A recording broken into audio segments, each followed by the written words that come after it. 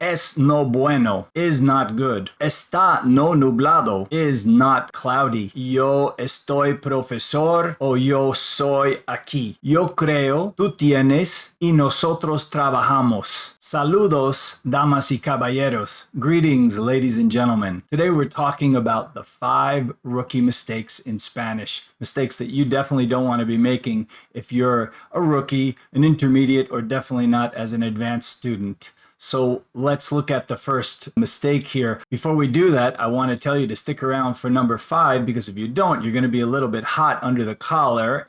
So what is number 1?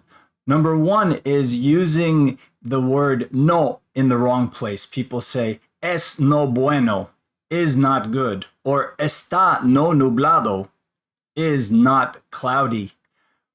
It usually only happens with está and with es. I don't see people putting the word no in the wrong place with other verbs, because we don't do that in English, right? Because in English we say it is not good or it is not cloudy. So people think they can put no right in the same place as not. But in Spanish, you always put no before the verb. No es bueno is it is not good, and no está nublado, it is not cloudy.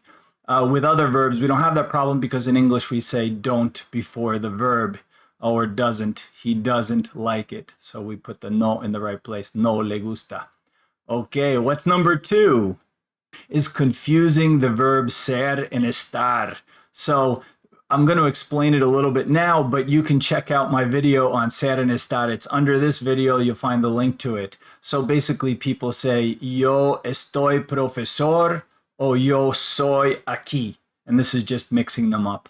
You use estar for temporary situations. So profesor, I am a teacher. That's not something temporary, hopefully, right? So you use ser, yo soy profesor, but I am here. That's something, well, it's location, where you always use estar, almost always use estar for location. And it's also something temporary. I might not be here in 5 minutes. So yo estoy aquí. That's one way to remember those. Okay, number 3. Yo creo, tú tienes, y nosotros trabajamos. So right there, I'm using the pronoun with the verb, with the yo, the tú, and the nosotros form. And in Spanish, it's too much. You don't need to use the pronoun, especially with those persons. You don't need it all the time with the yo form or with the tú form and with the nosotros form, because from the conjugation of the verb itself, it's obvious. And so Spanish speakers, they tend to not use the pronoun, the yo, the I, the tú, the you, or the nosotros, the we, with the verb so much. Also with the third person, singular and plural, the he, she, and usted, and the they and ustedes, it's used maybe once or occasionally, especially if the phrase or what you're talking about is not clear, or if there's multiple people involved, then you need to be clear about it.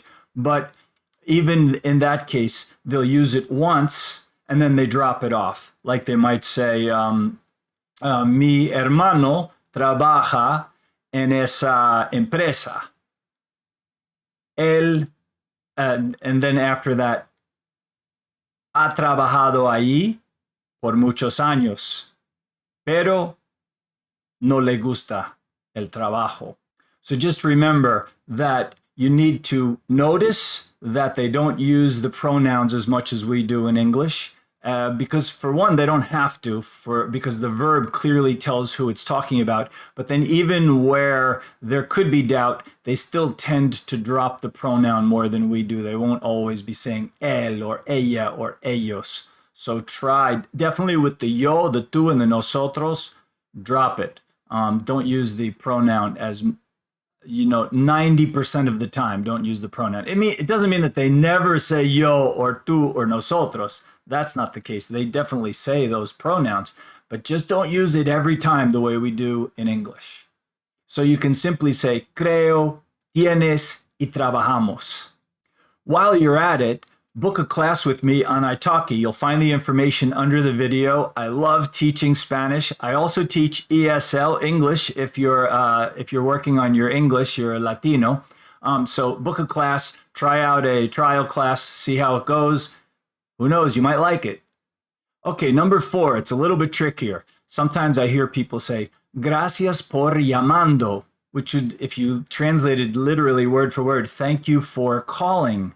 So we say this in English, we use the ing or the present participle, that calling, it's called the present participle after an expression like thank you for, but in Spanish you don't. You use the infinitive, just llamar, to call. Gracias por llamar.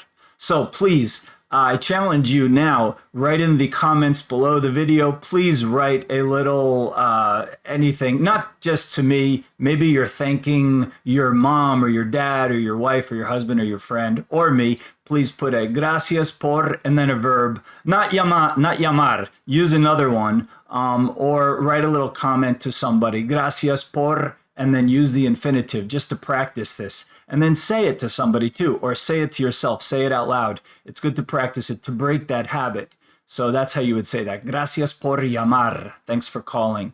Okay, finally, number 5. What's wrong with these sentences? Yo soy calor. Yo soy 40 años. Yo soy hambre. Well, we can't use ser when we want to talk about these things. In English, we do. We say, I'm hot. I'm 40 years old, which I'm not. I'm hungry. No, we have to use tener. We use the verb tener. So it's yo tengo. And you have a whole list of those, and you need to study those out. We'll put them right here. All the times that you would say tengo or tiene, because you conjugate it with all persons, but you use tener, and you just have to learn those and memorize them when you want to say, I'm cold, I'm hot. Now, there are other ways to say it too, but this is a basic way. Remember, this is for mistakes that rookies make. You should master these first. So let's make sure that you know how to say all these things. Yo tengo hambre, yo tengo calor, y yo tengo 40 años. Thanks for watching the video. Please put in the comments the ones that I missed. Which rookie mistakes do you think that you hear a lot or you yourself make and you're trying to master? Let me hear about them.